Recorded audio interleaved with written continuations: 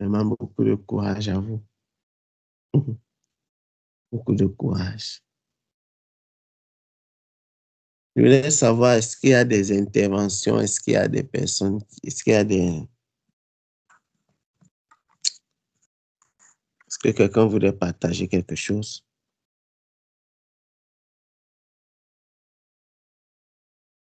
Mhm.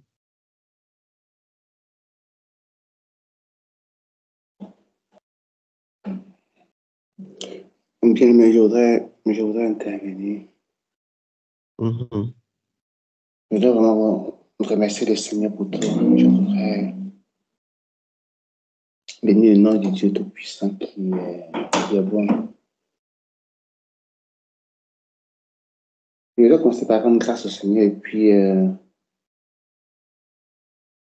vous dire ce qui m'est arrivé dans le cœur quand hier j'ai pu finir d'écouter les directs parce que je l'ai pris en cours avant de partir au travail. Puis bon, quand j'ai fini, c'était fini. Je suis revenu pour écouter le reste à la maison. Franchement, je voudrais dire merci au Seigneur pour la force qu'il me donne.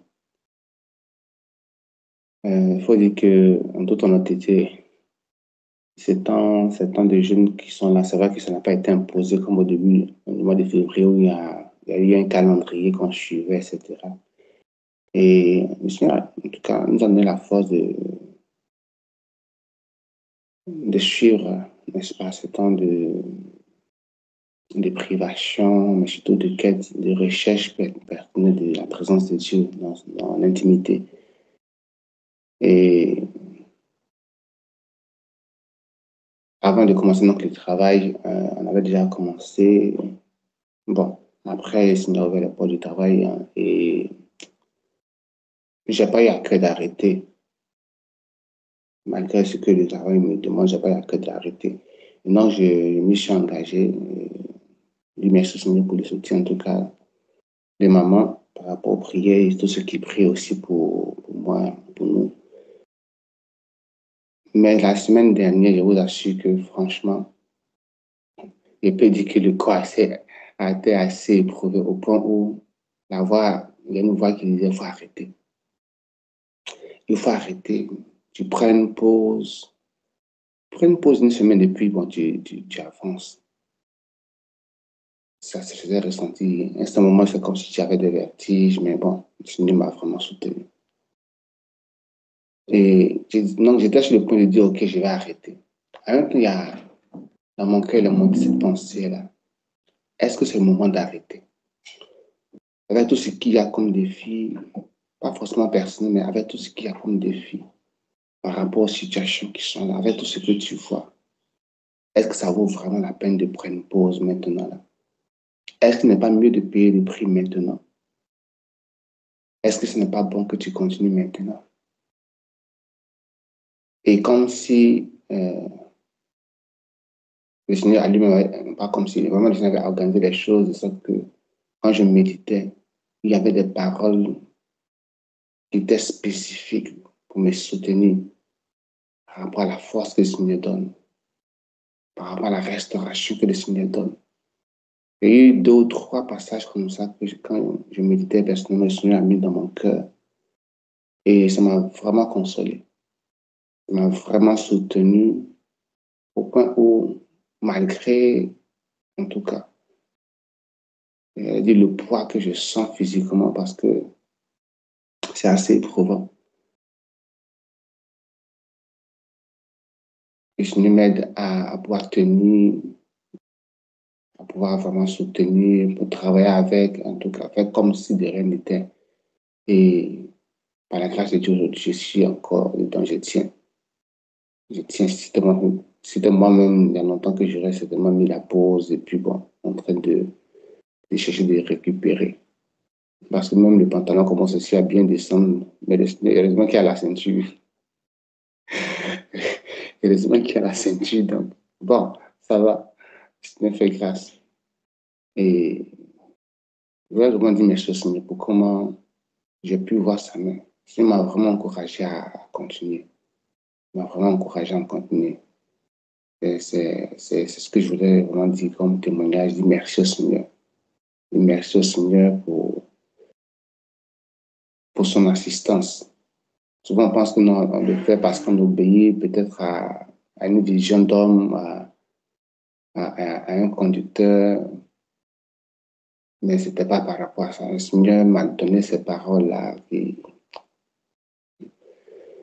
non, si ce n'est pas toi qui me parles comme ça pour que je continue, je ne sais pas qui peut le faire. Et je rends gloire au Seigneur. Je rends gloire au Seigneur. Je rends vraiment gloire au Seigneur. Parce que moi, je suis faible. C'est le Seigneur qui est fort. C'est le Seigneur qui est vraiment fort.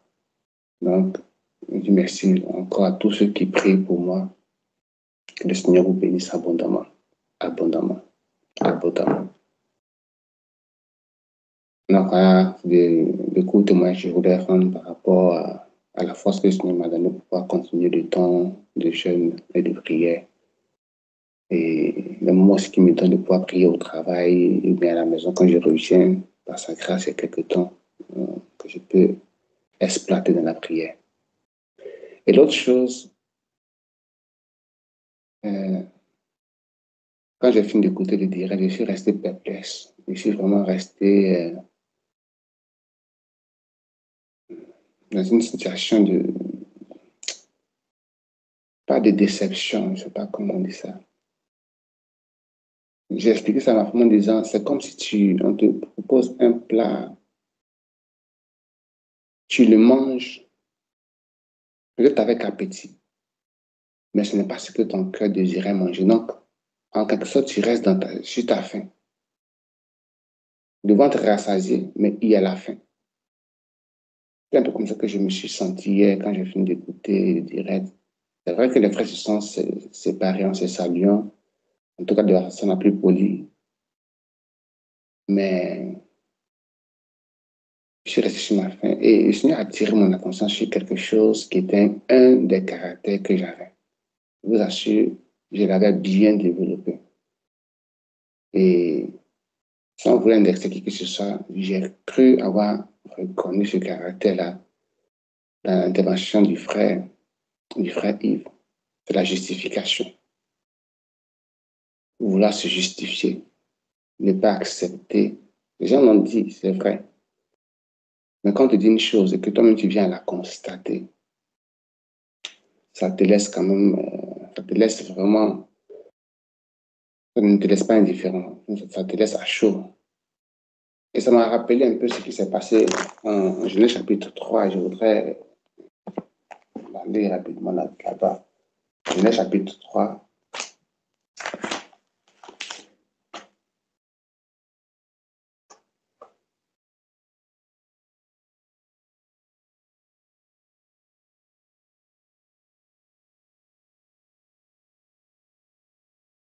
Je vais commencer au verset, je crois, 9, c'est ce qui m'intéresse. Et puis je vais m'arrêter là au verset 13, donc 9 à 13.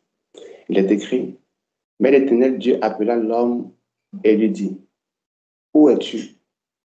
Il répondit, j'ai entendu ta voix dans le jardin et j'ai eu peur parce que je suis nu et je me suis caché.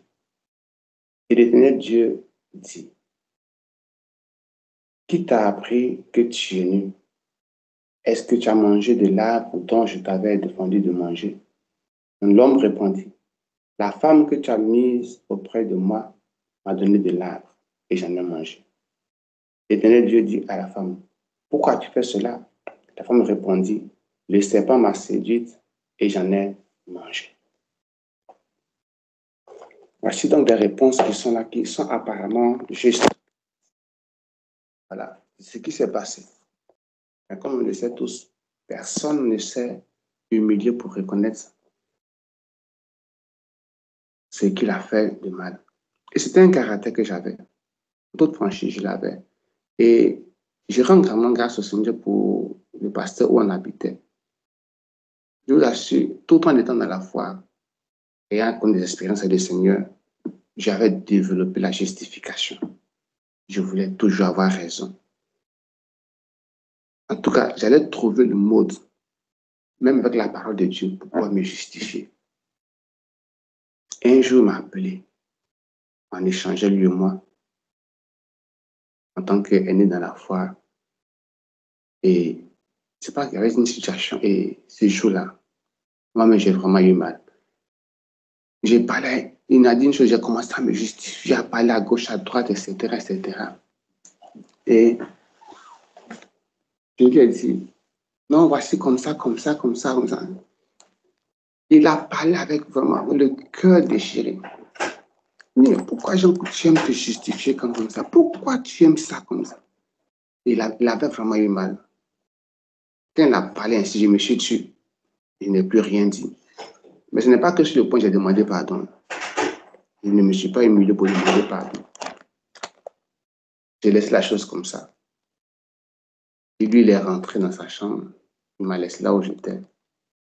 Mais après, le Seigneur a commencé à parler à mon cœur. Et à me montrer les choses telles qu'elles sont. La justification. C'est vrai que par la grâce de Dieu, j'étais très brillant en français, je savais m'exprimer, etc., etc. Et c'était une chose que j'utilisais beaucoup. J'allais dire pour manipuler quand même, pas quand même pour manipuler les choses à ma guise, pour manipuler les situations à ma guise, me justifier pour pouvoir me faire paraître comme celui qui n'a pas fauté, que c'est une situation qui est arrivée, voilà. Et c'est ce que vraiment j'ai reçu hier. Trouver les voies et moyens pour pouvoir dire quelque chose. S'il fallait même que je torde quelque chose, je tordais. Donc, en fin de compte, la justification m'amenait à dire des mensonges. Mais ce jour-là, je rends vraiment grâce au Seigneur. Quand l'homme de Dieu a parlé ainsi, je me suis vraiment remis en cause. Ce n'était pas facile parce que c'est quelque chose que j'avais développé. Jusqu'à la trentaine passée, ce caractère-là, je l'avais développé. Et il fallait vraiment avoir la force de retourner chercher maintenant la face du Seigneur pour qu'il puisse détruire ça. Ce n'était pas du tout facile. Ce n'était pas du tout facile. Parce que j'étais toujours prêt à rechercher la raison, à avoir raison. Même quand j'avais tort, j'acceptais comme ça, mais dans mon cœur, je n'acceptais pas. Je n'acceptais pas. Et la justification est une situation qui nous pousse à rejeter la vérité. Or, quiconque rejette la vérité, comme Pilate l'a rejeté, c'est tout automatiquement vers le mensonge. Si je rejette la vérité, ça veut dire que j'accepte autre chose.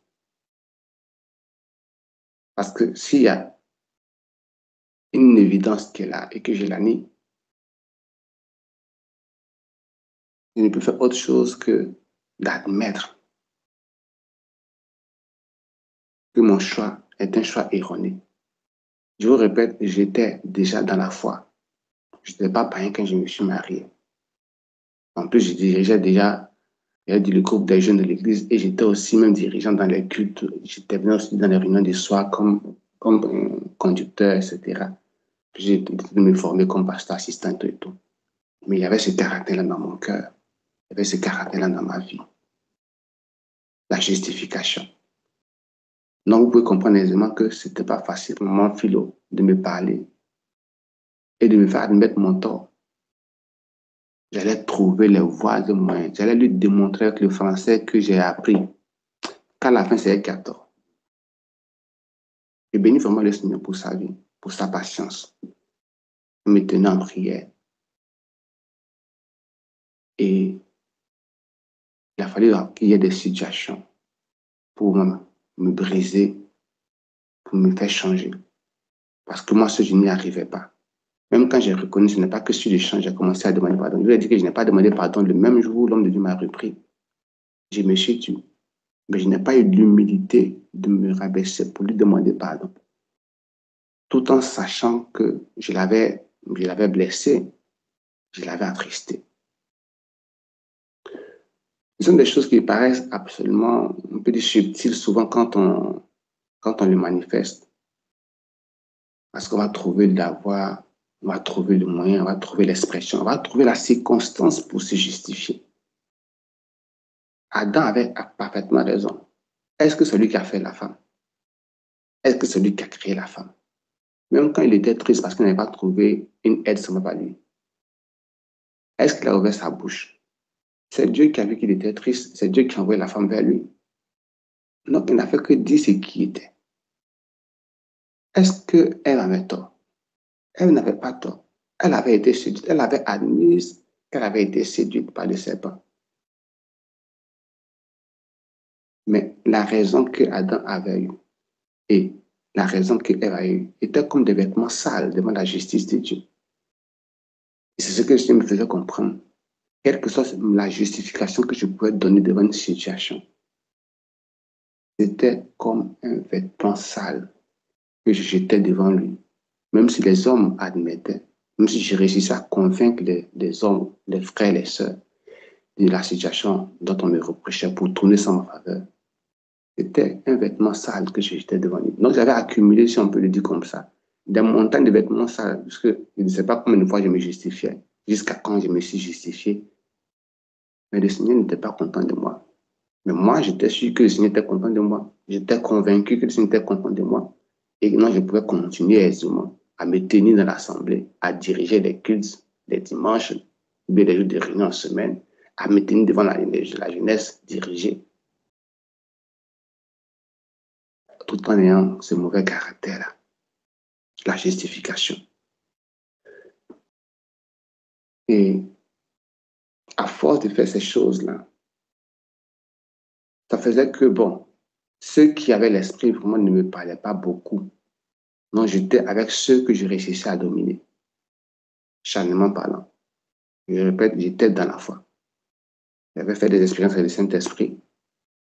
Mais quand c'est comme ça, à ce moment, la marche avec le Saint-Esprit n'est plus ça. Puisqu'on n'admet pas la capacité qu'on a de se tromper. Puisqu'on veut toujours avoir raison. Et qu'on cherche les voies de moyens pour avoir raison. Et donc de se montrer comme juste devant les hommes. Voilà, la parole de Dieu dit quoi? La justice de l'homme. La justice de l'homme ne peut tenir devant celle de l'Éternel. Et toutes les fois que je me justifie, je vais dire que non, j'ai fait de Dieu menteur. Ça faisait que ma vie avait pris vraiment un bon coup de froid, un mètre de glace. Donc, on était assez bouillant, mais c'était un zèle amer. C'était vraiment un zèle amer. Et je l'ai dit vraiment à ma honte, c'était une période de ma vie où j'ai beaucoup marché charnellement. Où j'ai beaucoup marché charnellement. Et il a fallu ce jour-là, comme un feu rouge dans ma vie, où j'acceptais ce que l'homme de Dieu me reprochait, où je fonçais comme un âne. Et là, il a fallu que j'affronte l'ange de l'Éternel avec l'épée devant moi. Pas parce que j'avais reçu une menace, non, parce que certainement quelque chose allait se passer où j'aurais été exposé. Et donc, je disais que c'est ce que je ressentais hier, franchement. La justification. Tu me dis une parole, je vais te trouver, je vous assure, j'allais vous trouver avec A plus B, les tenants, les aboutissants et même les conséquences avec ma sagesse humaine, avec l'intelligence humaine. Je manipulais très bien le français. Donc, ça veut dire que quand on me parlait comme ça, là, je savais comment j'allais passer ici. J'allais continuer pour redire ici, pour redire là. Mais je rends grâce au Seigneur. Je rends grâce au Seigneur qui a changé mon cœur. Je rends grâce au Seigneur qui m'a donné de pouvoir travailler. C'était difficile. Admettre que j'ai tort devant mon épouse. Admettre que j'ai tort devant un frère. Admettre que j'ai tort devant une sœur. Et arrêter de dire beaucoup de paroles par rapport à une situation. Le Seigneur dit que ton oui soit oui, que ton non soit non. Ce qu'on y ajoute vient du mal. Je connaissais bien la parole là, mais je ne la pratiquais pas. Je ne la pratiquais pas. Je disais, c'est ceci, c'est cela, c'est cela. Comme Adam, c'est la femme que tu as mise à côté de moi qui m'a fait manger le fruit. C'est la situation là qui a fait que c'est comme ça, c'est comme ça, c'est comme ça. Démontrant par A plus B, je le répète encore. Aujourd'hui, combien sommes-nous à vouloir nous justifier Et quelle justice pouvons-nous apporter devant l'Éternel? Quelle justice? Pas parce que c'est moi qui le dis, mais parce que les choses sont là. Quand tu finis de te justifier, ta conscience te dit que tu n'as pas raison. Si ne se parle pas la conscience pour te dire que tu n'as pas raison. Tu peux ne pas l'admettre, mais la conscience va te dire que tu n'as pas raison. Et c'est la vérité, tu n'as pas raison. Pour celui qui se reconnaît comme fils de Dieu, marchant ou cherchant le Seigneur, après avoir fait une de se justifier, il y aura comme un froid, comme en hiver, où tu ouvres la porte pour sortir de la maison, tu affrontes le froid. C'est un truc comme ça. Tu sens que la chaleur que tu as là n'est pas trop puissante pour affronter le froid. Et le froid te tape comme si on avait pris une aiguille pour te percer la chair. C'est un peu comme ça. Et au jour d'aujourd'hui, combien sommes-nous qui aimons nous justifier, qui aimons trouver l'excuse? Quand on dit excuse, bon, c'est pas trop intéressant, mais la justification. La justification. Je me dis une chose. Comme il ne parle pas, comme je parle, on va trouver les voies et moyens. Pouvoir détailler par A plus B, avec l'intelligence, la sagesse humaine, faire admettre à l'autre que ce qu'on a fait, ça peut peut-être pas être trop juste, mais c'est quand même juste. C'est quand même juste. La fin n'est pas heureuse. La fin n'est pas heureuse parce que la fin apporte des conséquences qu'on traîne. Or, la conséquence auquel arrive là, Dieu avertit. Dieu avertit. Dieu donne la possibilité de se repentir, de changer de caractère, de changer d'attitude, de changer de comportement. Et aujourd'hui, beaucoup de frères, beaucoup d'hommes de Dieu, beaucoup de servants du Seigneur, beaucoup de sœurs dans la foi, nous sommes soumis à ces situations de justification, nous justifier. Parce que quand le Seigneur veut mettre à nu le péché, il nous interpelle dans le secret. Mais quand on refuse, il nous met à nu devant les personnes que nous aimons pour nous interpeller. Il le fait toujours comme ça, avant que ça n'explose vraiment publiquement, assez publiquement. Le Seigneur commence par nous parler d'abord, parce que Dieu n'est pas celui qui expose son enfant. Dieu n'est pas celui qui permet que son enfant soit vu comme quelqu'un. Dieu nous aime tellement qu'il préserve. La parole dit que l'amour couvre une multitude de fautes. Et c'est lui qui est l'amour. Et il couvre vraiment chaque jour. Mais quand Dieu pointe le doigt et qu'on refuse, il pointe le doigt, on refuse, il envoie des personnes pour nous démasquer. Et comme l'homme aime préserver, vous allez dire son image de marque, qui n'est vraiment pas une image de marque. Au contraire, une image, j'allais dire, de pécheur. Ça fait qu'on se bat, mais on est dans le mauvais combat. On se bat, mais on adopte la mauvaise attitude. Parce que nous devons défendre, avec bec et ongle, l'image du Seigneur, le Saint-Esprit en nous, et non pas notre propre image. L'humilité est une vertu que le Seigneur nous donne au travers du Saint-Esprit. Et elle a développé. Elle a développé. Elle est vraiment à développer. Ce n'est pas facile d'être humble. C'est facile de lire, c'est facile de proclamer l'humilité. Mais marcher dans l'humilité nécessite un véritable isolement. Ce n'est pas le jeûne de prière qui le fait. J'ai jeûné aussi, j'ai prié, je voulais aussi de réitérer. Mais l'humilité ne venait pas.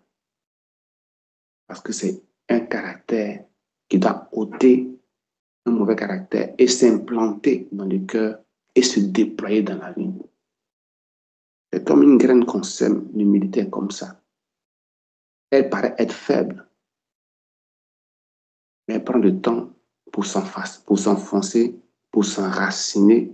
Elle prend le temps pour déployer davantage ses tentacules dans nos vies, afin que ces racines aillent là où la souillure de la justification nous emmène et ôter, vraiment ôter jusqu'au dernier caractère, jusqu'à la dernière parole, la dernière pensée de justification.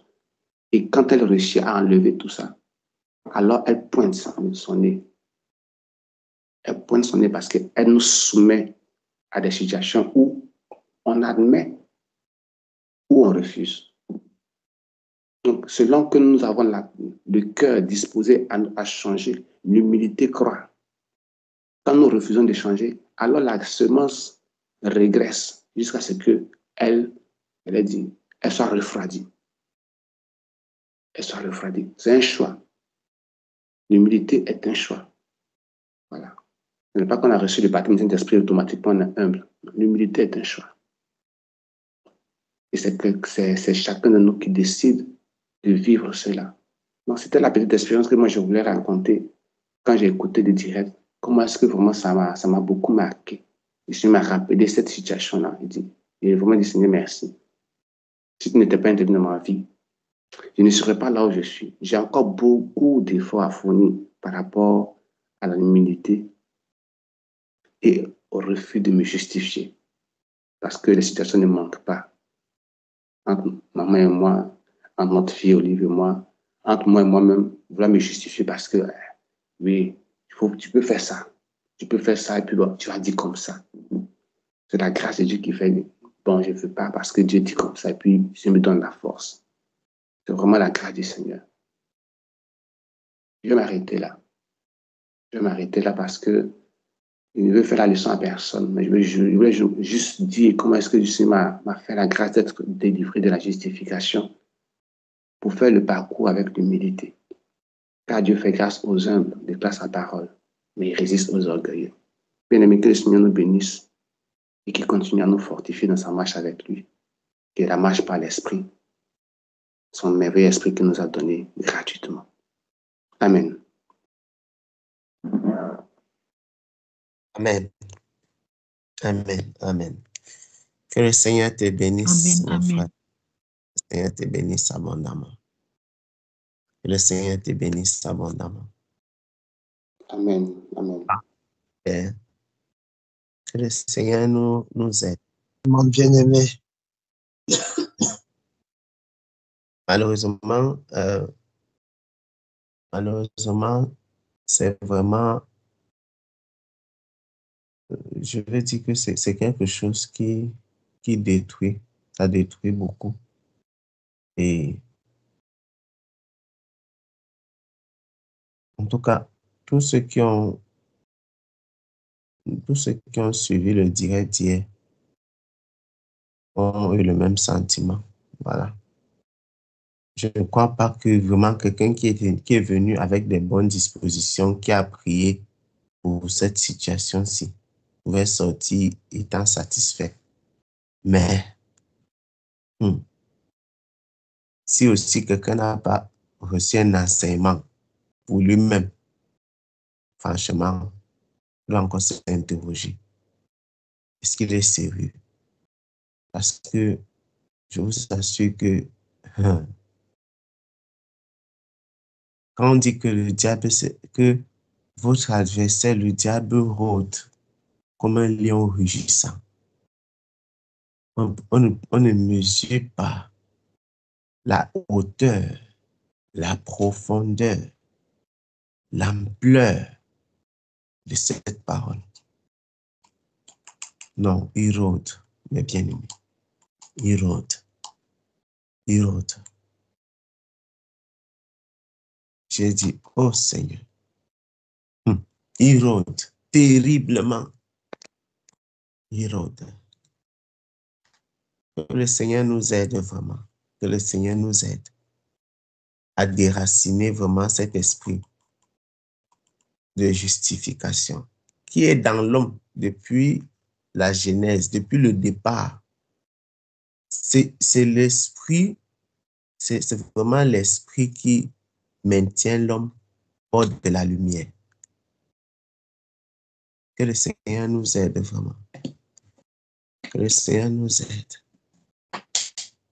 C'est terrible. C'est terrible.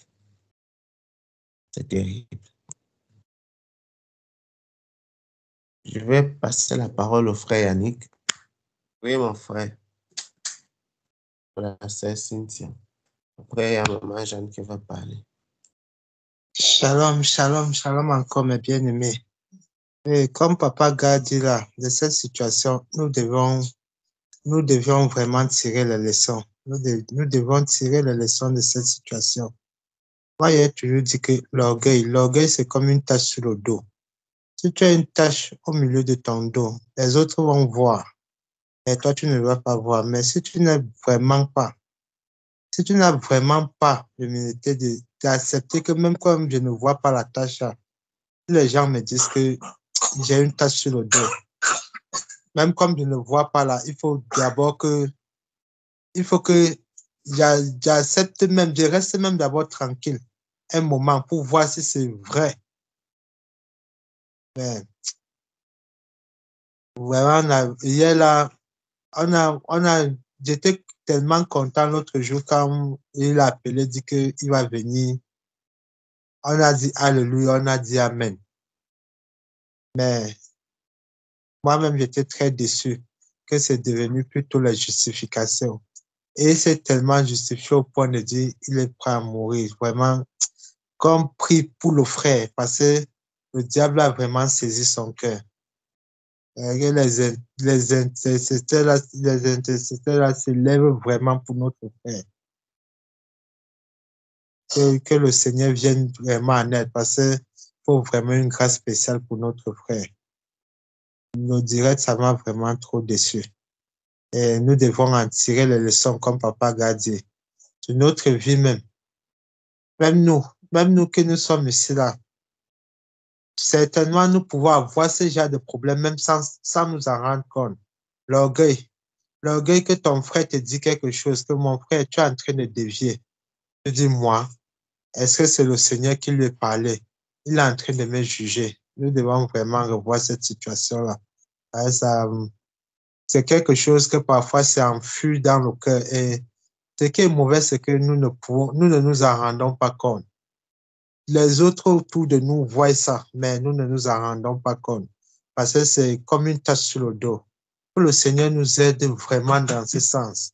Parce que ça peut arriver à n'importe qui parmi nous. Que nous prions vraiment que s'il y a les résidus d'orgueil dans notre cœur, que le Seigneur enlève cela. Parce que l'orgueil, est très dangereux. Même le diable chute à cause de l'orgueil. Et l'orgueil est vraiment l'origine de beaucoup de péchés. Quand tu deviens orgueilleux, tu vas dériver. Même si tu es bon, même si tu es quelqu'un de bon, même si tu es quelqu'un de bon, de gentil, tu es orgueilleux, tu vas dériver. C'est ce qu'il voulait ajouter. Que le Seigneur nous aide. Que le Seigneur retire tout résidu d'orgueil de notre cœur. Amen. Amen. Amen, mon frère. Amen. Amen. Amen. Que le Seigneur ôte tout résidu d'orgueil de notre cœur. C'est merveilleux. En tout cas, que le Seigneur te bénisse abondamment, mon frère. Ce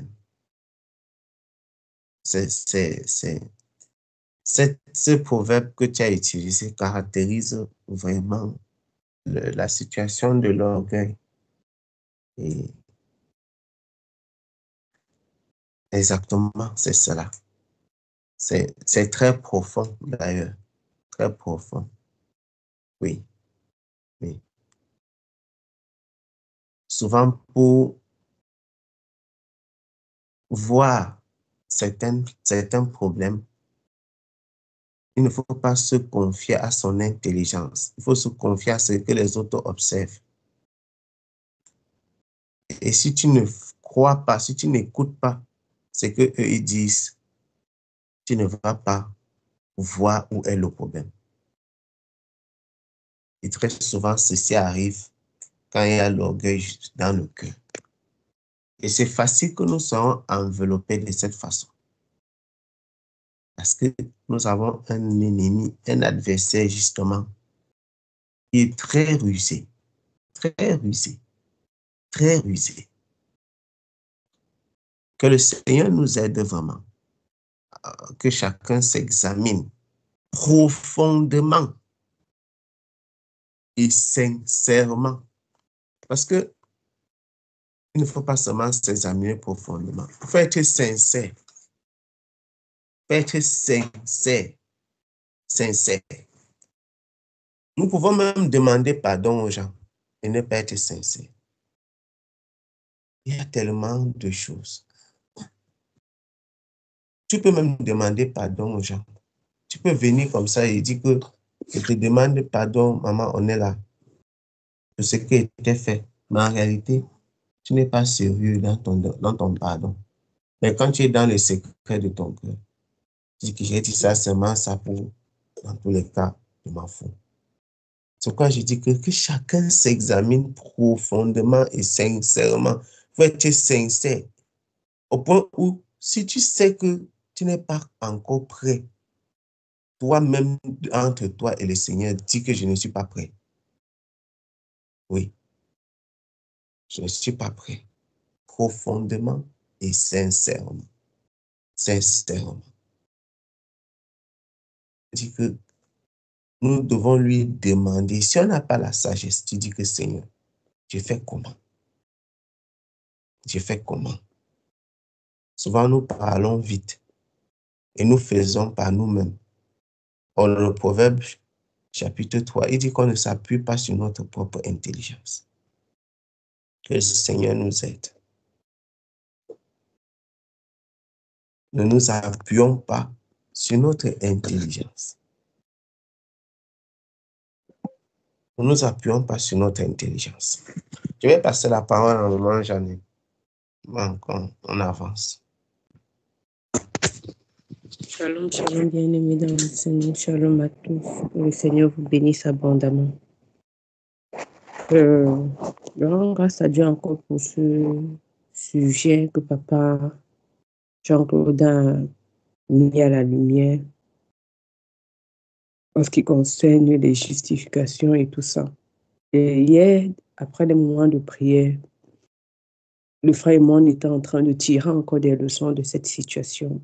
Je lui disais, j'ai fait beaucoup de ministères. J'ai vraiment fait beaucoup de ministères.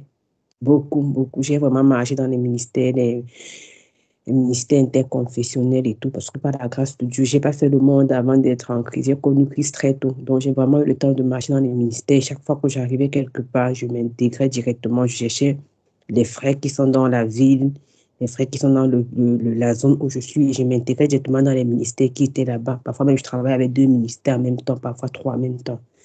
Et c'est quelque chose que je lui disais encore hier, c'est quelque chose que j'ai remarqué, qui est beaucoup faufilé parmi les chrétiens. J'ai beaucoup remarqué ce caractère-là.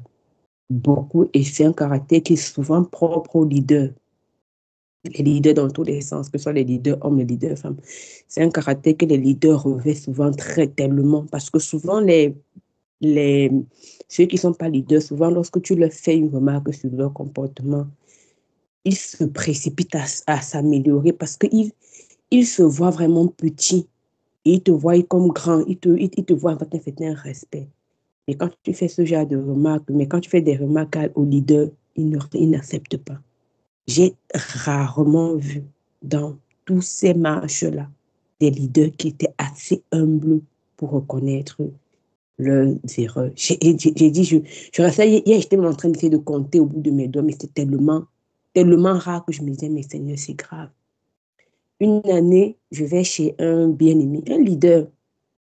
J'ai vraiment à cœur de lui parler parce que j'avais prié pour ce problème. Je m'étais rendu compte qu'il y a un problème en ce qui concerne la gente féminine. J'avais vraiment remarqué ça. On était dans la même concession. C'était un leader avec qui on priait et tout. Mais les filles entraient et sortaient chez lui tout le temps. J'ai dit, mais non, c'est pas possible. Même si tu n'as pas des relations avec elle, tu ne peux pas être un leader dans le Seigneur. Et les filles sont toujours en train d'entrer et sortir chez toi. Comme si, c'est-à-dire, tu entres même parfois dans sa maison, tu vois une fille assise sur son lit. Tu es choqué que, mais tu as le salon. Pourquoi c'est dans ta chambre qu'elle doit aller rester? Et j'étais vraiment dérangée par rapport à ça. Je savais même que parmi les filles, là, il y a certaines qui étaient vraiment en train de faire, à qui il est en train de faire des avances. Parce que quand il venait de chercher, je ne le voyais pas. Elle venait chez moi. Et je savais qu'il faisait des avances à certaines. Donc, il ne savait pas que j'avais tous ces détails-là. Je connaissais des avances qu'il faisait. Un jour, j'avais plus de téléphone. Et il en avait 2, il m'a prêté un de ses téléphones. Et donc, quand j'ai mis ma puce dans son téléphone, pour ses téléphones Android, les messages restent. Ce n'est pas comme les téléphones de l'époque. Les messages restent. Donc, c'est là où je revois tous les messages. Je vois, donc, je connaissais des filles qui draguaient parmi. Et j'ai vraiment pris le temps de la prier par rapport à ça. Vraiment un leader, quelqu'un qui est vraiment puissant dans la parole et tout. Et j'ai pris vraiment le temps de prier par rapport à ça. J'ai pris un temps de jeûne. J'ai prié pour ça. J'ai dit, Seigneur, fais grâce. Je lui dis un jour, ah, frère, je veux parler avec toi. Il dit, OK, il n'y a pas de souci. Je viens, je m'assois, je lui dis, bon. Je commence par la parole. Je prends la Bible, j'essaie de parler. Je dis, ah, voilà, dans la parole de Dieu, il y avait Salomon. Ce jeune roi qui a construit le temple, qui a fait comme ça, mais il avait un problème. C'était concernant les femmes.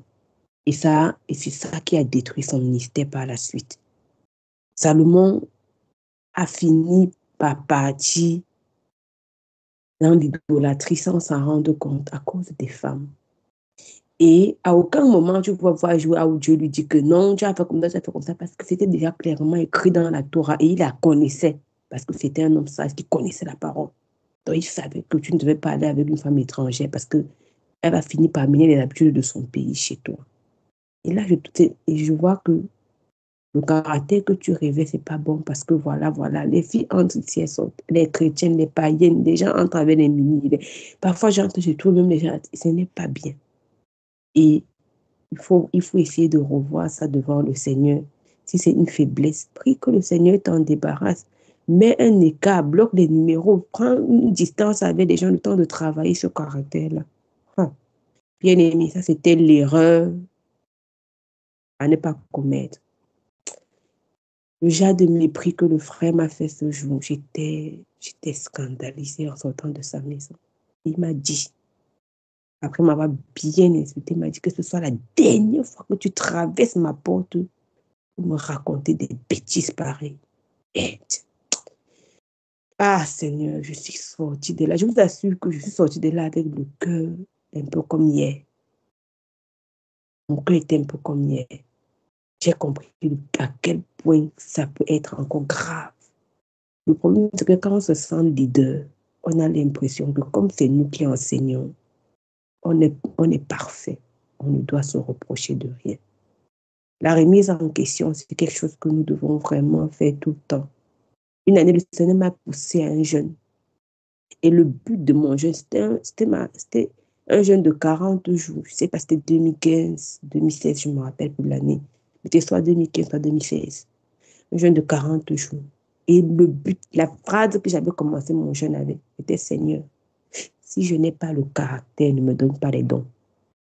C'est comme ça que je suis entrée dans le jeûne. Et c'était pour travailler mon caractère devant le Seigneur. J'ai dit, Seigneur, si je n'ai pas le caractère, ne me donne pas les dons. Je ne veux pas les dons tant que je n'ai pas le caractère qui va avec, parce que ce sera un objet de destruction pour moi.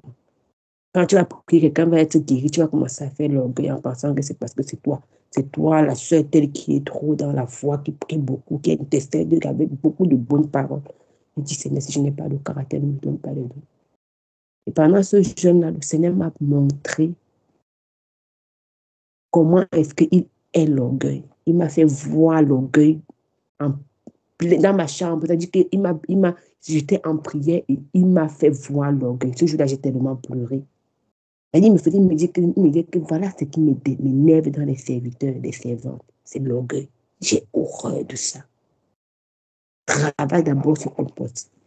Prie d'abord pour ça. Et en fin 2016, décembre 2016, je suis en train de dire, ça à l'époque, nous on faisait toujours les bilans de l'année. Je faisais mon bilan de l'année 2016 et je disais, Seigneur, j'ai fait mon bilan devant toi. S'il y a quelque chose qui manque, s'il y a quelque chose que dans mon cœur, dans mon caractère, c'est pas encore bien travaillé. J'ai essayé de travailler au maximum que je pouvais. Mais s'il y a quelque chose, quel que soit, même si c'est seulement une graine, Seigneur, revêt. Et j'avais pris un jeûne, parce que généralement, quand je faisais mon rapport de l'année devant le Seigneur, je prenais un jeûne, parfois une semaine, parfois 2, pour présenter mon rapport et présenter les objectifs de l'année qui va venir devant le Seigneur. C'est en 2016. Et pendant cette période-là, je fais un songe dans lequel j'ai un problème avec quelqu'un et on est en train de se discuter. Et pendant qu'on se dispute l'un et l'autre, moi, je commence à lui dire que Tu dois me respecter. Je suis médecin, je suis ici, c'est là. Je suis en train de parler comme ça dans le songe, avec une faute voix. Hein? Tu me parles comme tu me parles là. Tu sais pas que je suis médecin. J'ai parlé. Mais quand je me suis réveillée, j'étais choquée. J'étais choquée, pourquoi? Parce que même quand j'ai fini ma médecine, aucun bien-aimé ne m'appelait docteur. Je leur avais dit, je suis la sœur Jeanne. Docteur, c'est à l'hôpital. Et je le disais vraiment avec sincérité. Mais vous savez, le Seigneur parfois te révèle un caractère qui est petit de façon extra pour que tu puisses comprendre l'ampleur de la situation. Et j'ai compris que c'est vraiment me montrer qu'il y a encore des bribes et qu'il faut travailler. Qu'il y a encore des bribes et qu'il faut travailler. Et je pense que ça, l'orgueil, parfois, ce n'est pas que le Seigneur ne t'a pas dit. Parfois, le Seigneur te dit, mais tu es tellement orgueilleux que tu ne peux pas comprendre que le Seigneur est en train de te dire. Parce que le premier devait créer une autre interprétation à ça, mais c'est comme le Seigneur te dit, ma chère fille, il y a encore des bribes, il y a encore quelque chose à travailler. Parce que je n'ai pas compris pourquoi est-ce que dans le songe, il y a un souci qu'on est en train de régler, mais ce que moi je donne comme justificatif, c'est le fait que je sois médecin. Bon, quoi ça avait à voir avec la résolution du problème qu'il y avait? Et j'ai compris que ça t'a dit, ça c'est l'orgueil. Il y a encore des bribes et il faut travailler.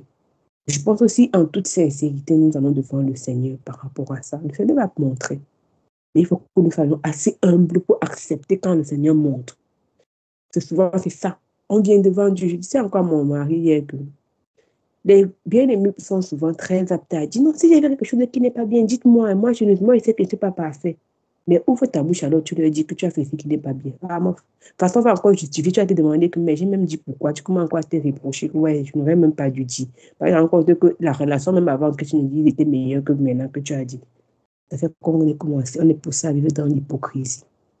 Je vous assure qu'avec ce bien-aimé, là, on a commencé à vivre dans l'hypocrisie. Ce frère dont je vous ai parlé au départ. On a commencé à vivre dans l'hypocrisie. Parce que même quand il faisait n'importe quoi, je traversais comme si je ne voyais pas. C'était l'hypocrisie. J'ai commencé à vivre dans l'hypocrisie avec lui. Dans l'hypocrisie. Moi, que le Seigneur nous parle.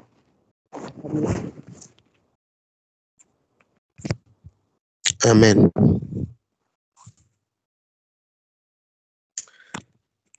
Ah, merci Seigneur.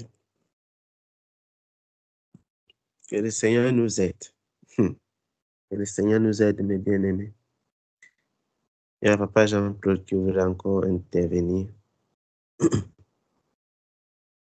Donc, nous terminons. Je voudrais vraiment envoyer la fin du discours de Maman Jeanne.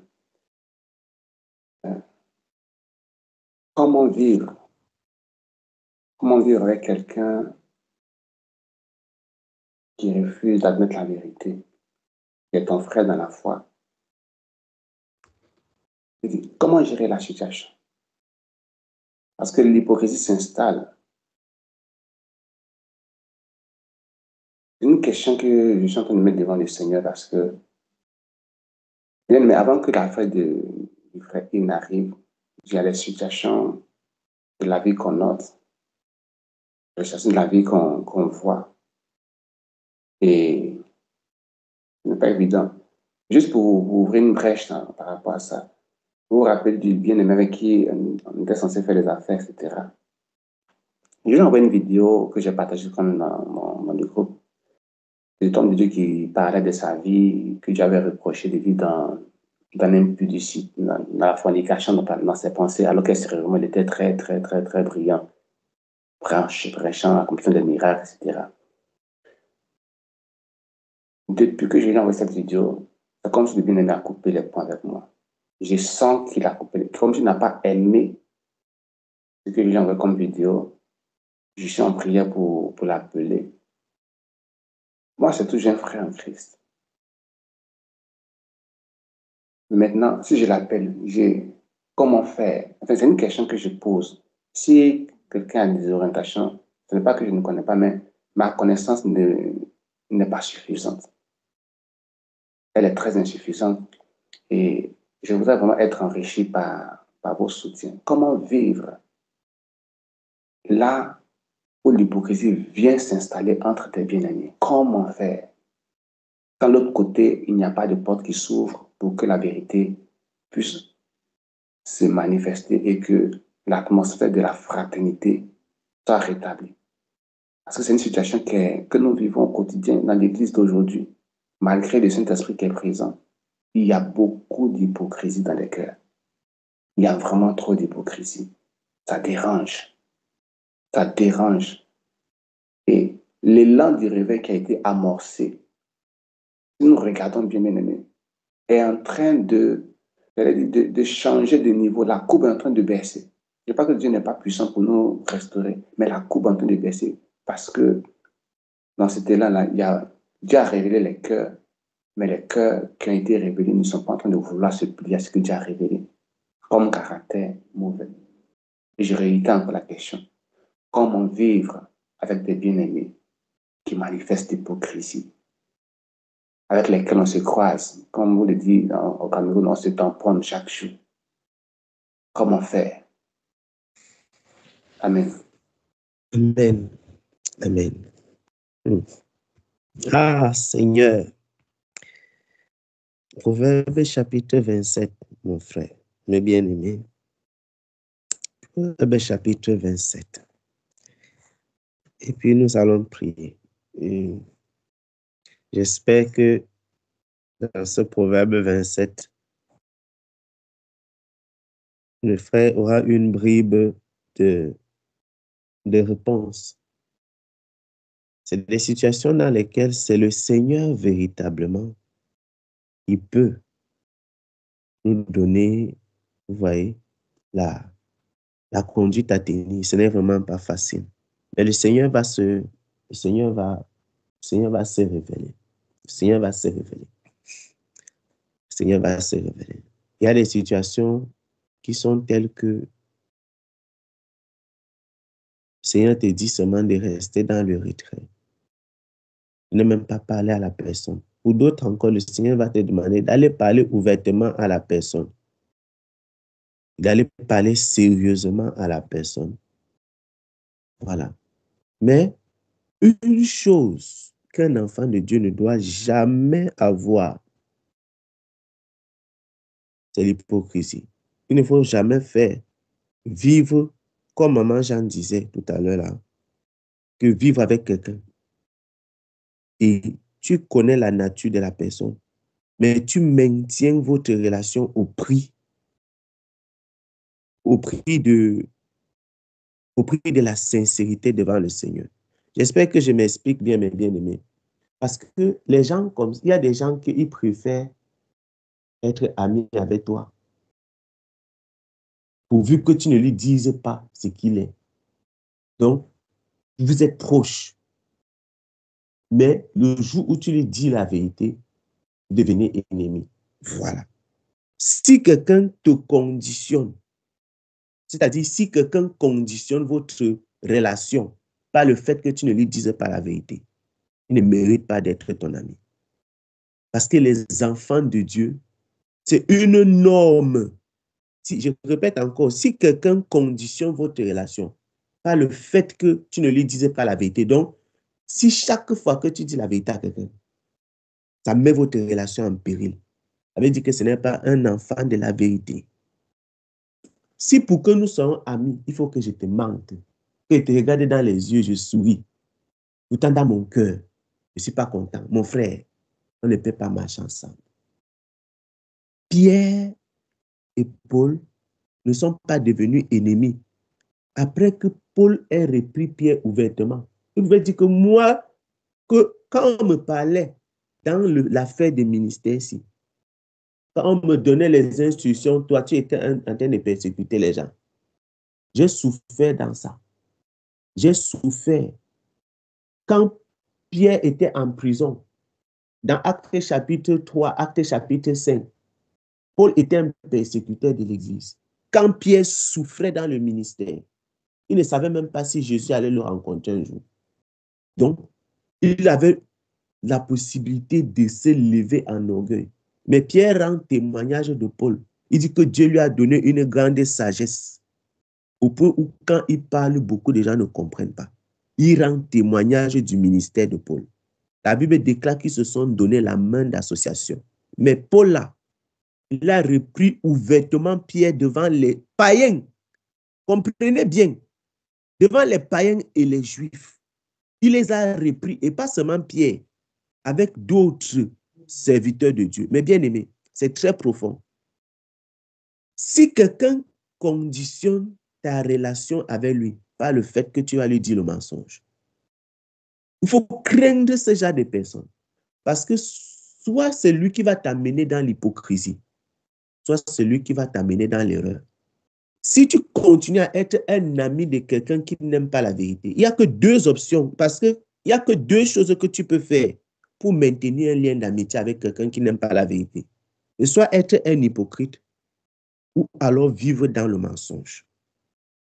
Et ça, ce n'est pas possible qu'un enfant de Dieu puisse vivre dans ces choses sans pécher contre le Seigneur. C'est pourquoi dans le Somme chapitre 1, le Seigneur déclare, dit que nous ne devons pas nous asseoir. On ne doit pas nous asseoir avec le conseil, dans le conseil des moqueurs, des menteurs. Là-bas, il y a une eau impure qui coule.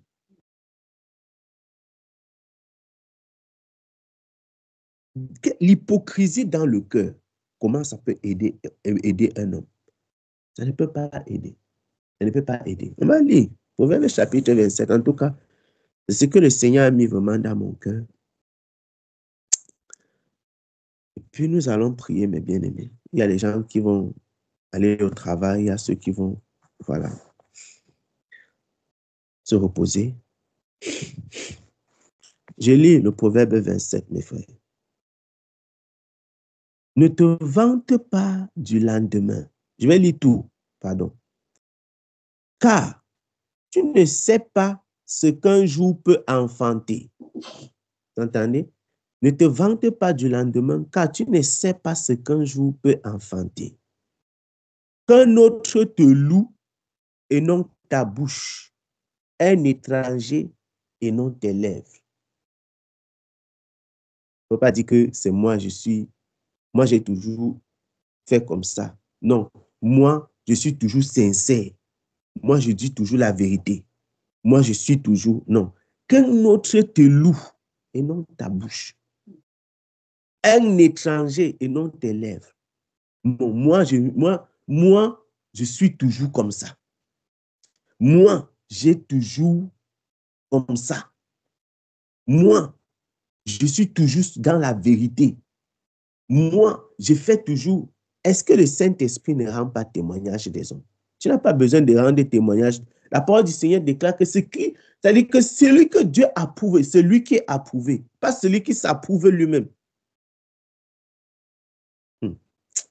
En tout cas, je ne vais pas entrer dans trop de détails. Ce n'est pas quelqu'un qui s'approuve, c'est celui que Dieu approuve. Donc le Saint-Esprit est capable d'approuver quelqu'un et de rendre témoignage de la vie de la personne en public. Et le Saint-Esprit a la capacité de dire dans quoi il est d'accord.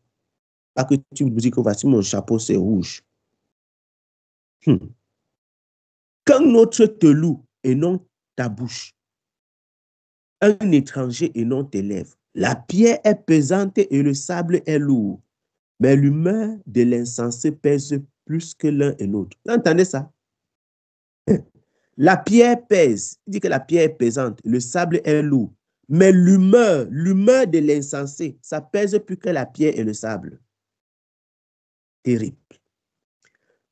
La fureur est cruelle et la colère impétueuse, mais qui résistera devant la jalousie? Ah Seigneur, mieux vaut une réprimande ouverte qu'une amitié cachée. Mes frères, soulignez ça en gros caractère et mettez en gras, soulignez et encadrez même. Mieux vaut une réprimande ouverte qu'une amitié cachée. Donc, tu es mon ami. Il y a des gens qui disent même que ça, c'est mon frère, je l'aime tellement. Je l'aime tellement. Tu ne peux pas aimer quelqu'un et tu n'aimes pas lui dire aussi des choses qui ne sont pas normales. C'est-à-dire que telle chose n'est pas bien. Mieux vaut une réprimande ouverte qu'une amitié cachée. Que l'hypocrisie. Mieux vaut une réprimande ouverte qu'une amitié cachée. Écoutez bien ça, le verset 6. Les blessures d'un ami prouvent sa fidélité, mais les baisers d'un ennemi sont trompeurs. Les blessures d'un ami prouve sa fidélité. Mais les baisers d'un ennemi sont trompeurs. Mais bien aimé, quand on dit que quelqu'un est ton ami, ça veut dire qu'il t'aime, il prie pour toi. En réalité, quand il te blesse, c'est pour ton bien. Ton ami, c'est celui qui te blesse pour ton bien. Regardez par exemple quand quelqu'un a l'abcès et qu'on doit inciser. Celui qui fait l'incision de l'abcès, est-ce qu'il peut te blesser? Est-ce qu'il peut te soigner sans te blesser? Celui qui doit faire l'incision de ton abcès, est-ce qu'il peut te soigner sans te blesser? Mais il ne te blesse pas parce qu'il te déteste. Il te blesse parce qu'il t'aime. En réalité, ton sang va couler pour que tu guérisses. J'espère que vous comprenez ça. Ton sang va couler pour que tu guérisses en fait. Mais ce n'est pas amour qui le fait. Mais le baiser d'un ennemi. Je ne vais pas commenter. Vous connaissez ce que le baiser d'un ennemi. Il y a un exemple terrible dans la Bible, magnifique. Donc là, chacun peut trouver chacun a déjà un exemple dans son esprit. Les baisers d'un ennemi, on dit que les baisers d'un ennemi sont trompeurs. Donc, j'étais avec vous dans le temple tous les jours. Maintenant, vous êtes venus parce que la nuit est tombée. C'est votre temps. Comment ça va se baiser maintenant que tu me livres? Il faut livrer, fais ton travail. Verset 7. Celui qui est rassasié foule au pied le rayon de miel. Mais celui qui a faim trouve doux ce qui est amer. Celui qui est rassasié, il foule au pied le rayon de miel. Mais celui qui a faim, Seigneur, j'aimerais tellement parler, mais on dit que quand tu es rassasié, le rayon de miel, tu vas marcher dessus. Le rassasiement, si ce n'est pas parce que tu es rassasié, en effet, genre, tu n'auras plus jamais faim. Non. Tu penses en effet que tu n'as plus besoin de nourriture. Donc, tu vois la nourriture qui est de bonne qualité, qu'est-ce que tu vas faire? Tu vas marcher là-dessus. C'est terrible. Tu foules au pied la nourriture parce que tu es rassasié. Mais on dit que celui qui a faim, en effet, qu'est-ce qu'il fait? Il trouve doux même ce qui est amer. Donc, quelqu'un peut te donner une parole qui est dure. Mais parce que tu as faim, tu vas trouver que la parole là est douce. Je peux venir vers toi comme ça. Je te parle avec sévérité. Mais l'amour de Dieu en toi, ta volonté d'aimer le Seigneur, ta volonté de changer, ton humilité, ça fait que la parole dure que je t'ai donnée là, au lieu que ça soit une parole amère, tu trouves que c'est doux. Mais si tu es quelqu'un qui il est déjà plein lui-même, c'est-à-dire qu'il est autosuffisant, il est déjà rempli, tu vas dire que non, ce que je suis donné là, non, moi je suis d'abord rassasié d'ailleurs. Tu vas marcher dessus. Tu vas marcher sur le rayon de miel. Donc, en réalité, la même parole pour une personne peut être un rayon de miel qu'on marche dessus. Et pour l'autre encore, il peut trouver que c'est doux. Pourtant, c'était dur. En tout cas, on avance. Comme l'oiseau qui est loin de son nid, ainsi est l'homme qui est loin de son lieu. Terrible. L'huile et les parfums réjouissent le cœur. Et les conseils affectueux d'un ami sont doux. Vous entendez? Les conseils affectueux d'un ami sont doux. N'abandonne pas ton ami et l'ami de ton père et n'entre pas dans la maison de ton frère au jour de ta détresse. Mieux vaut un voisin proche qu'un frère éloigné. J'en préfère le contraire. Mon fils, sois sage et réjouis mon cœur, et je pourrais répondre à celui qui m'outrage. L'homme prudent voit le mal et se cache. Les simples avancent et sont punis. L'homme prudent voit le mal, il se cache. Les simples avancent et ils sont punis. En tout cas. 13. Prends son vêtement, car il a cautionné autrui. Exige de lui des gages, à cause des étrangers. Si l'on bénit son prochain à haute voix et de grand matin, cela est envisagé comme une malédiction. Une gouttière continue dans un jour de pluie et une femme querelleuse sont choses semblables.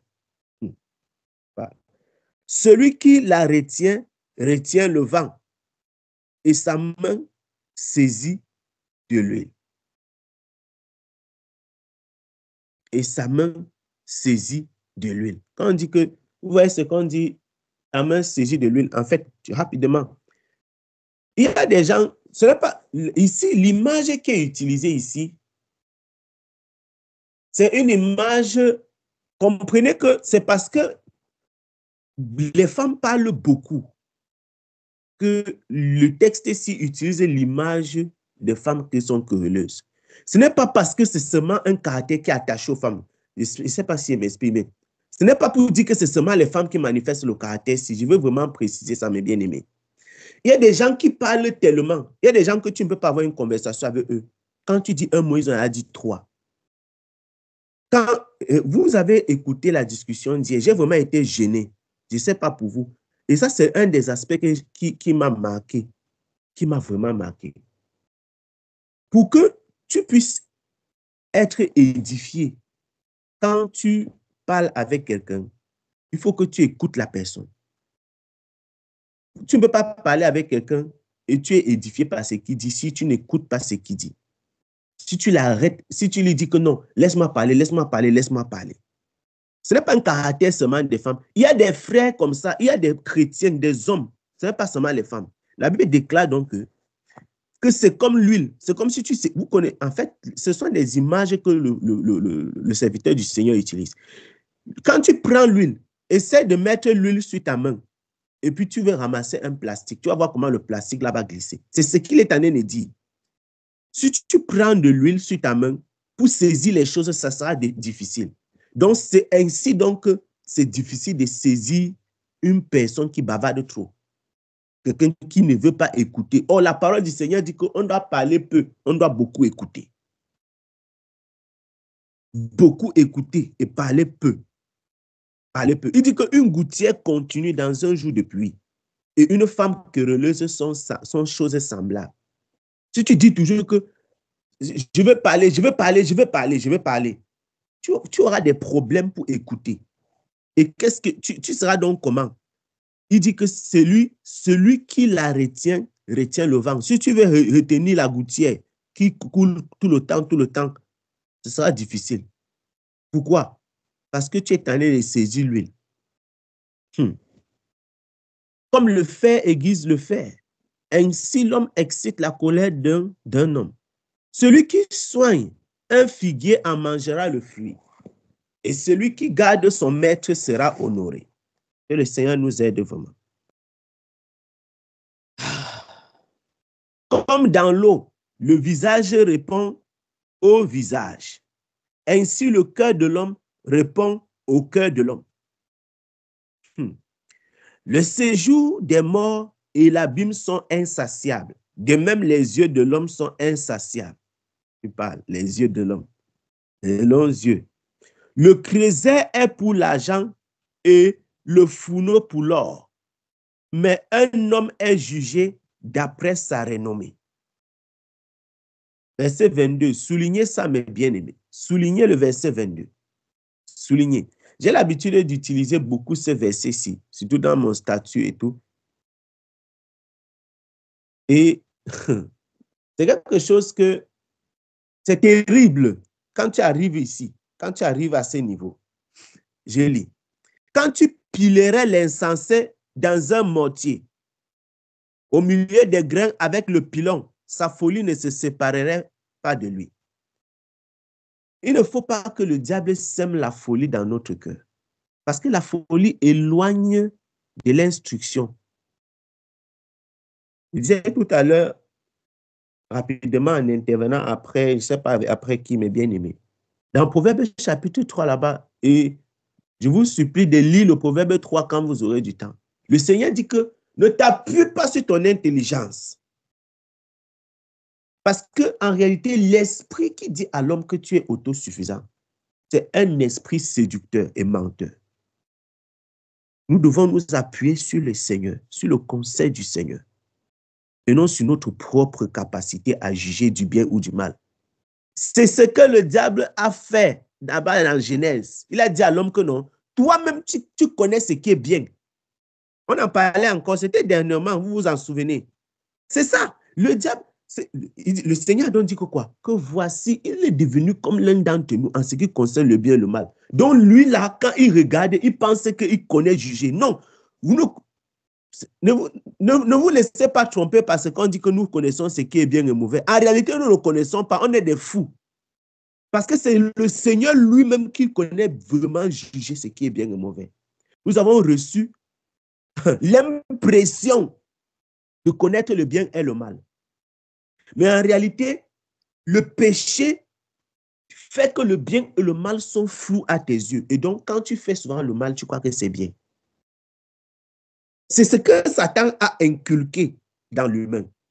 Le péché fait que tu vois le bien et le mal. C'est blurry, comme les anglophones disent. Ce n'est pas clair. Donc, tu connais le bien et le mal, mais tu crois que tu as le jugement du ça alors que tu n'as pas.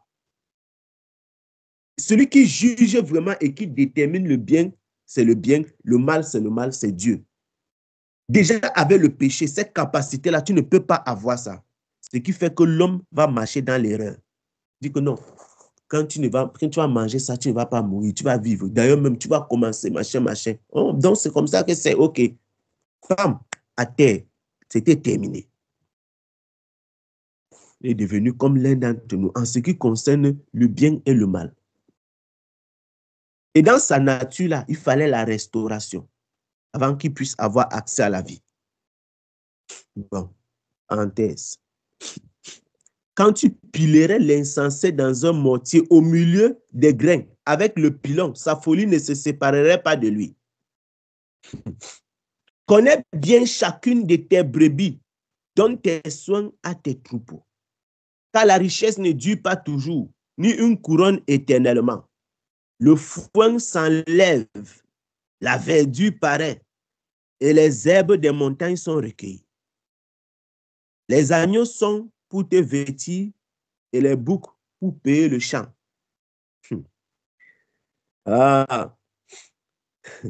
Le lait des chèvres suffit à ta nourriture, à celle de ta maison et à l'entretien de tes servantes. Amen. Que le Seigneur nous aide, mes bien-aimés. Que le Seigneur nous aide. Que le Seigneur nous aide.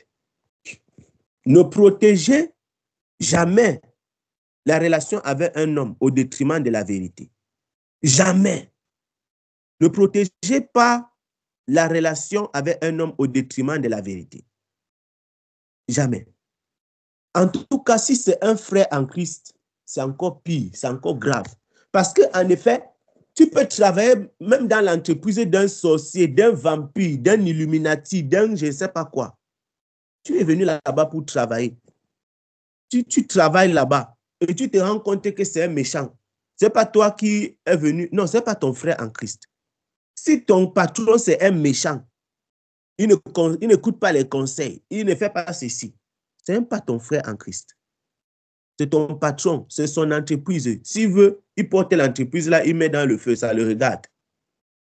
Mais si ton frère en Christ qui dit qu'il est le fils de ton père, si ta soeur en Christ qui dit qu'elle est la fille de ton père, elle refuse d'écouter le conseil du père et elle veut que pour que vous puissiez marcher ensemble, tu dois fermer les yeux sur le mal.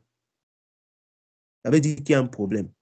Parce que soit toi, tu vas l'entraîner dans la vérité, soit elle va t'entraîner dans l'erreur et l'hypocrisie. Il faut choisir. Il faut choisir.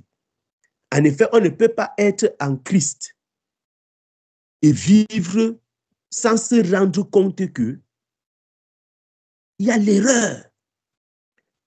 Ce n'est pas pour rien que même les serviteurs du Seigneur, ils se sont réunis pour dire que non, il faut qu'on traite l'affaire-ci. Trouvons un accord. Les gens se sont levés, ils sont intervenus. Jacques, Jean, ceci, ils ont parlé. Après, on a tiré la conclusion que, OK, Là-bas, dans Acte 15, qu'est-ce qu'on fait? Voici ce qu'on fait. Écrivons la lettre, on remet, on part. On donne, il va te remettre, ils vont lire et tout et tout. Et l'instruction est donnée, approuvée par le Saint-Esprit. Amen. Comme ça, on est d'accord. Si tu marches en dehors de ça, tu es dans le péché. Point final. Il n'y a rien à dire. On ne va pas dire que parce que tu es dans le péché, si tu marches en dehors de ce qu'ils avaient dit là-bas, tu es dans le péché. Mais si tu penses que tu es comment, mais tu es quand même dans le péché. Tu es dans le péché. Et c'est ça, mes bien-aimés. C'est ça. C'est ça. Mais ce n'est pas nous qui devons être ceux-là qui s'opposent à la vérité. Ce n'est pas nous. Il ne faut pas que ce soit nous. Il ne faut pas que ça nous arrive à nous. Il ne faut pas que ça nous arrive à nous. Toi, tu dois être un bon ami, un fidèle. Quelqu'un qui aime le Seigneur et qui sert le Seigneur d'un cœur sincère. Il ne faut pas que ce soit toi qui t'oppose à la vérité, qui t'oppose à la parole du Seigneur. Oui. Il ne faut pas que ce soit toi qui trouve des extensions à la vérité. À la vérité. Ça ne doit pas être toi. Parce qu'en réalité, quand ton intelligence est déjà trop poussée, c'est déjà une porte ouverte même pour le péché. Quand tu pousses l'intelligence au-delà de ce qui est écrit, au-delà de la parole du Seigneur, c'est une porte ouverte à la séduction et au péché. Lorsque le Seigneur avait parlé à son serviteur Adam, il lui a dit que vous n'allez pas manger l'arbre là, de la connaissance du bien et du mal. Punto. Quand Satan est venu pour séduire Ève, il a dit que Dieu a dit qu'on ne va pas manger, on ne va même pas toucher. Je répète encore ce que j'ai dit. Si tu pousses l'intelligence au-delà de la parole de Dieu, c'est une porte ouverte pour la séduction. Je répète encore ce que j'ai dit. Si tu pousses ton intelligence au-delà de la parole de Dieu, c'est une porte ouverte pour la séduction. Parce que Dieu, en réalité, n'avait pas parlé de toucher. Dieu avait dit que si vous mangez, voilà. Il a dit qu'on ne mange pas. D'ailleurs, même, on ne doit pas toucher. Si tu pousses ton intelligence, tes interprétations au-delà de la parole de Dieu, c'est une porte ouverte à la séduction. C'est pourquoi la parole de Dieu veille. C'est un socle qui nous maintient, qui doit nous. C'est sur elle que nous devons nous appuyer, pas sur autre chose. Et donc, toute chose doit être éprouvée par la parole de Dieu. Et la parole de Dieu éprouve toute révélation. Toute révélation. Oui. Que le Seigneur Jésus-Christ nous aide, mes bien-aimés. Que le Seigneur nous aide. Que le Seigneur nous aide. Que le Seigneur nous aide. Que le Seigneur nous aide. Que le Seigneur. Nous allons prier, mes bien-aimés. Nous prions. Disons encore merci au Seigneur pour son amour immense. Disons merci au Seigneur pour sa bonté et sa fidélité. Disons merci au Seigneur pour sa faveur et sa grâce. Disons-lui merci pour sa parole. Disons-lui merci pour les témoignages. Disons-lui merci. Merci pour sa présence au milieu de nous ce matin. Merci pour son instruction. Merci pour l'édification. Merci même pour les avertissements. Merci pour les réprimandes. Merci pour la direction. Merci parce qu'il répond à nos questions. Merci. Merci parce que nous donne de nous examiner nous-mêmes. Parce que tu nettoies nos cœurs, Seigneur. Merci, Seigneur Jésus. Merci parce qu'il ôte toute pierre. Il ôte toute pierre. Merci, Seigneur. c'est tout Merci. envers Parce qu'il toute renverse toute les chose qui pieds nous empêche de d'achoppement. te plaire, Seigneur. Merci parce Oh qu'il Seigneur, renverse merci les de toutes pieds ces d'achoppement. interpellations que tu nous as données. Merci Ces parce qu'il éclaire interpellations, les ces ténèbres de réprimandes, ces nos vies. corrections, Seigneur. Merci parce qu'il Merci, ôte Père, de ce que l'orgueil. tu nous Merci parce enseignes qu'il à fait, marcher droitement, il Seigneur. fait Tu nous lui enseignes sa à face marcher dans de nous. l'intégrité, dans la vérité, Seigneur, dans la sincérité de cœur, Parce Seigneur. qu'il est juste. Merci parce que tu pointes du doigt, Seigneur, ce qui ne va pas dans Bien nous. aimé. Merci, Seigneur. Merci pour ton serviteur que tu as utilisé. Merci, Père. Bénis Merci, Merci. Seigneur, pour ces paroles que tu nous as Merci données, ces versets, les pour ton différents amour témoins des immense. conducteurs et de mes bien-aimés, Seigneur. Merci, Seigneur, oh, de ta bonté envers nous. Merci Merci, pour ta Seigneur, bonté et que sa nous fidélité. fassions cas de ce que tu nous as donné Merci. aujourd'hui, Seigneur. Que nos cœurs Merci soient parce que nous fassions cas de ce Merci, que tu nous as Seigneur. donné aujourd'hui, Seigneur. bien Au nom véritable puissant de changement Jésus. dans toi. Au nom Merci. puissant de Merci Jésus. pour ta Au nom fidélité. puissant de Merci Jésus. pour tes grâces. Puissant de Merci Jésus. pour tes Au grâces. nom puissant de Jésus. Merci, Au nom Seigneur. puissant de Jésus. Merci. Merci parce que tu nous donnes, Père éternel, de ne pas être des hypocrites. Ceux qui Seigneur. couvrent Oh, la papa, vérité. extirpe tout résidu Donne-nous, d'orgueil dans Père nos cœurs, éternel, Seigneur. Oh, être merci de vrai, nous briser, être Seigneur, sincère, afin de faire, être juste, Seigneur, Père le éternel. véritable Même quand nous sommes séduits, Merci, même Seigneur. quand nous sommes Merci, séduits, Seigneur. Père éternel, donne-nous de voir la séduction. Éclaire-nous, De Seigneur. ne pas tomber dans l'erreur. Donne-nous de Donne-nous voir de ne l'éclairement. pas tomber dans l'erreur. Donne-nous de ne Donne-nous, pas Seigneur. tomber dans l'erreur. Et Aimer les hommes plus que la parole du Oh, Seigneur. Seigneur, nous te supplions. Aimer les hommes Nous plus te que la supplions. parole du Seigneur, plus que la vérité. Merci, Seigneur. Merci, Père. Merci, Seigneur Examiner Jésus. chaque jour. pardonne toutes Donne-nous de nous examiner chaque jour. les Seigneur. Nous te prions et nous te supplions. Un cœur Nous te prions et nous te supplions. Que Nous te prions et nous te supplions. Donne-nous de nous examiner chaque jour. Donne de nous examiner, Seigneur. Et nous te Donne-nous, supplions. Seigneur, de marcher selon toi, selon ta parole, Oh, selon toi. tes directives et instructions, Seigneur. Éclaire nos ténèbres, Seigneur. Éclaire nos ténèbres. Puisse ta lumière éclairer nos ténèbres. Puisse ta lumière éclairer nos ténèbres, Seigneur. Supplions. Dans l'amour sincère et vrai, Oh, Seigneur. dirige et conduis nos cœurs. Dans l'amour sincère et vrai, donne-nous, Seigneur, de nous attacher fermement à toi. Donne-nous de nous attacher fermement à toi. Nous attacher à toi, Seigneur. Marcher Prions, Seigneur. avec vérité, sincérité Ton Père, de Jésus-Christ. comparable à toi, ô roi de gloire, qui est comparable à toi, Au nom de Jésus-Christ. et qui est fidèle comme tu l'es. Reçois la gloire, reçois la majesté Merci, Seigneur. pour tout ce que tu as fait dans la vie de tes serviteurs et de tes servants. Bénis chacun. Et sois célébré, Seigneur. Sois magnifié et sois exalté. Pour ta parole. Sois élevé, Non, Seigneur. Au nom de Jésus-Christ, Reçois toute notre la Seigneur. gloire, l'adoration, Seigneur. Merci encore de ce que tu nous as Au nom de donné Jésus. comme nourriture aujourd'hui. Merci, Seigneur, de ce que tu as parlé à nos âmes, de ce que tu as Merci. parlé à nos cœurs. Merci. Père, nous ne sommes pas dignes de recevoir tout ce que tu nous as donné. Merci Merci, pour ton amour, Seigneur. Merci, Merci. Père, pour cette journée. Merci, Seigneur. Merci.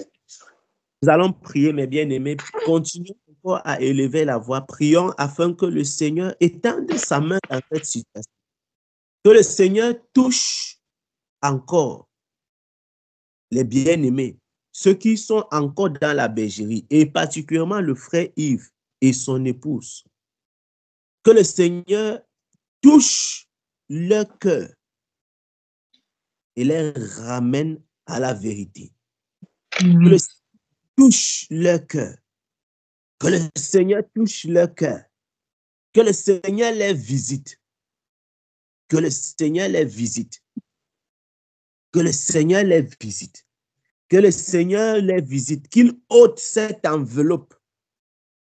Qu'il les maintient dans l'obscurité. Que le Seigneur ôte cette enveloppe. Qu'il ôte cette enveloppe au nom de Jésus-Christ de Nazareth. Seigneur, au nom de Jésus. Que le Seigneur ôte cette Seigneur, que tu enveloppe. ôtes cette enveloppe qui les enveloppe. Je n'ai pas encore. Puissant. Oh Seigneur, puisses-tu encore intervenir, agir dans la vie de notre frère. Seigneur. Oh Père, que toute voile qui les Viens te voir, les yeux soient ôtés, que tout écaille soit enlevé, Seigneur, que tout écaille tombe, Seigneur, devant les yeux, Seigneur. Ceux qui sont encore dans la bergerie, Seigneur, que la bergerie se vide, Père, que la bergerie soit vidée, Seigneur, que la bergerie soit vidée, Seigneur, et que tu fasses grâce, Seigneur, à notre frère, bien-aimé Yves, Seigneur, que tous ceux qui sont encore dans la captivité à la bergerie soient, Seigneur, libérés de cet enclos, qu'ils soient libérés de cet enclos au nom puissant de Jésus. Libère ces personnes de cet enclos. L'ange de la mort Libère, qui Seigneur. sème la confusion et la destruction dans cette famille. Tu vas la réduire. Ô Père éternel, ne permets pas à leurs enfants de vivre cette catastrophe. Ne permets pas à leurs enfants de vivre cette catastrophe à venir, Seigneur. Car ce chemin semble droit. En réalité, est un chemin de mort. C'est un chemin de mort. C'est une voie qui semble droite. C'est une voie de la mort, une voie de la séduction. Rien ne permet pas que cette catastrophe arrive, Père. Nous te prions et nous te supplions. Nous te prions et nous te supplions. Ne permets pas que cette catastrophe arrive. Père, nous te supplions pour l'âme de Yves, pour l'âme de nous te supplions pour leurs enfants. Nous te supplions, Seigneur. Personne, ni eux, ni nous ne méritons pas. Nous te supplions au nom de Jésus-Christ. Nous ne méritons pas de nous approcher de toi, Seigneur, pour eux. Pas, Seigneur. Ni eux, ni nous. Seigneur, ce n'est pas parce que nous sommes plus justes, plus saints, plus honnêtes. Fais grâce, Seigneur, comme tu nous as fait grâce à nous, fais grâce à notre frère, fais grâce à moi, Micheline, Seigneur, fais grâce aux enfants, tous ceux qui sont dans la bergerie, fais grâce, Seigneur, au nom puissant de Jésus. De transformer. Agis, Seigneur. Agis, Père. Glorifie ton nom. Restaure ton nom. Restaure ton nom dans l'église, Seigneur. Restaure ton nom dans l'église. Restaure ton nom. Restaure, Seigneur. Et que tu puisses encore venir dans le sang de Jésus-Christ, notre et sauver cette vie que l'ennemi réclamait de la mort. Sang de Jésus-Christ, notre Jésus-Christ. Nom puissant de Jésus-Christ, notre Sauveur. Tu es plus que capable pour agir, pour délivrer. Jésus-Christ, notre Sauveur. Tu es plus Alléluia. Alléluia. Nous allons, pour terminer, mes bien-aimés, nous allons parler de ce dernier sujet de prière. Prions pour la restauration, vraiment. La restauration. Prions pour les cœurs. C'est vraiment difficile. C'est difficile quand tu as vécu certaines choses. Il y a des choses que quand tu as vécu, même parfois, tu n'es même plus prêt quand tu prêches l'évangile. Tu n'es même plus prêt que on te prêche. Parce que, souvenez-vous, mes bien-aimés, dans l'affaire-ci, nous voyons nos frères. Actuellement, si nous connaissons des personnes qui sont sorties de la bergerie, mais nous ne connaissons pas les membres de leur famille qui ont pris le chemin des ténèbres et qui ont dit que non, jamais plus je peux parler encore avec un chrétien. C'est là-bas même que le bas blesse. C'est-à-dire que c'est là-bas même, il y a même un gros problème d'intercession. Parce qu'il y a les gens que, quand ils ont seulement vu leur fils ou bien leur fille ou bien un membre de leur famille qui a posé un genre de comportement, non, ils ont dit que si moi encore je salue un chrétien dans ma vie, je changerai mon nom. Et quand vous suivez vraiment les témoignages, vous pouvez imaginer la profondeur du mal.